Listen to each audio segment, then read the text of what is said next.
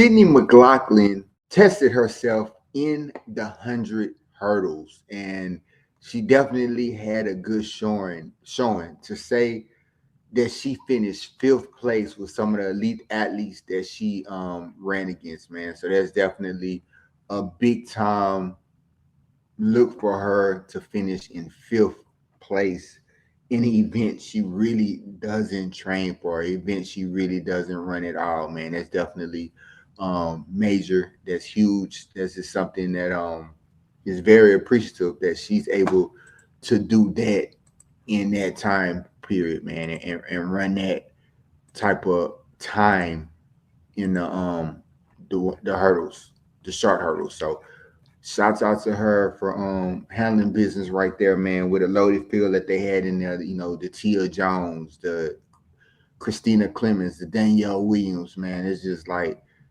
elite when you talk about the people that was in this event. And for her, like I said, to come out and get fifth place, that's real huge, running a time of 12.70. So major. So she had something to say after the race. Let's get into this audio. How'd it go out there? How'd it feel? It felt good.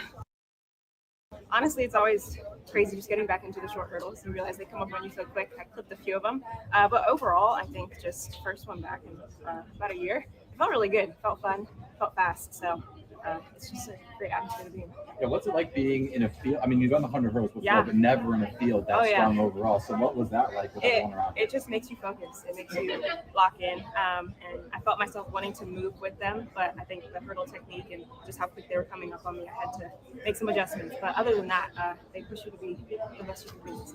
Cindy, I'm curious what's behind your decision to do the 100 hurdles double instead of the, what you typically do in the 400. Yeah, I think we like to switch it up. I think I like a challenge. And I told my coach I wanted to try it again. It's really fun to me, and it's a break from the long hurdles. So it's nice to be able to work on the speed, work on the technique. They're a lot closer together. So once you go back to the 400 hurdles, there's a lot more grace there.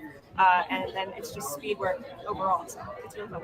Now, you talked in the press conference last night about coming out of the blocks and needing to get to top speed a lot quicker. How did that feel for you tonight? It felt good. I think, that adjustment to 7 steps to the first hurdle for me is just a work in progress. So I feel like sometimes I'm being long, but it really is, for me at my height, just it makes the most sense. So I think this is probably the best start I've had for the 100 hurdles in a while. So I think it's just about putting the rest of the race together. You talk about that challenge. Where does that challenge fit into your plans for the season and maybe your intermediate plans of the next 500 days? I think it's just the challenge of wanting to be the best athlete I can be. So whether that's the hurdle technique or the speed, both of those play into both the 400 hurdles and then take the hurdles away, the open 400. So I think it can be used all the way around, and being against the best of the best is going to push you no matter what you're doing. So usually in past years we haven't seen you racing a lot earlier in the season. Select that race that matter championship season.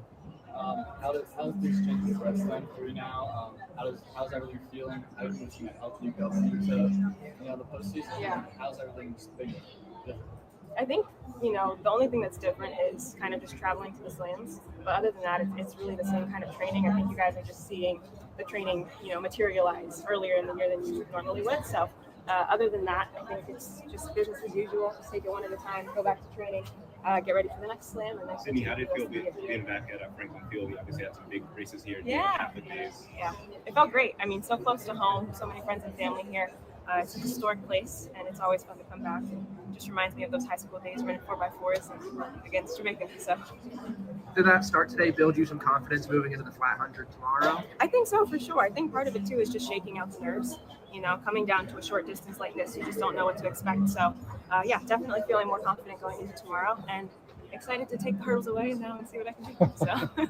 Well, you're usually doing 400 hurdles, but how different is it for you to prepare for like a 100-meter hurdle race instead of?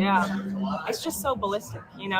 There's no time to really think in the 100 hurdles. So, where the 400 hurdles gives you some grace, you really have to just be on it from the start. So I think that's what I was trying to focus on, and just my 10 hurdles. But when you have the best of the best pushing you, sometimes that doesn't always happen for anyone. And you're a Jersey girl. How does it feel to be back here racing in like the Northeast in Pennsylvania? It's great. I was hoping to be a little bit warmer this time of year, but other than that, I mean, it's always nice to come home, to be close to my people. Everyone's here, so I'm going to enjoy some time with them tonight. And Monday, Tuesday, Wednesday, you're going to be in. So y'all heard exactly what Sydney McLaughlin had to say after an impressive 5th place run. It felt good.